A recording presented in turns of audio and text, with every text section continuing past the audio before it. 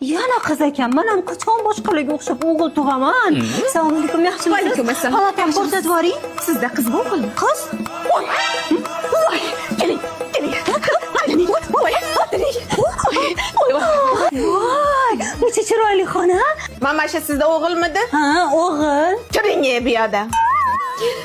Marhamat. Rahmat. Men qarang, to'xtang, nima bo'lyapti o'zi? Hozir statistika bo'yicha o'g'il bolalar ko'payib, qizlar kam tug'ilyapti ekan. Shuning uchun qiz bolani tug'ilishi bilan zayn qilib qo'yishimiz kerak. Massaj qiling, boring. Menga qarang, siz rosa qiz tug'arkansiz a? Shu qizingiz tug'ilsa, shu o'g'limga kelinlikka bering. Voy, ikkita qizimni, ikkita dugonam zanit qilgan. Buni ham bitta o'tog'imga tug'ilishi bilan beshikka qildiramiz deb va'da berib qo'yganman-da. Voy, unda menga boshqa qiz tug'ib bera qoling, men sizga Malibu ikki olib beraman. Zakazga tug'aman shekilli. Daraxtni bir tepsa, hozir o'g'il yog'iladi. Mamasha bu sizga.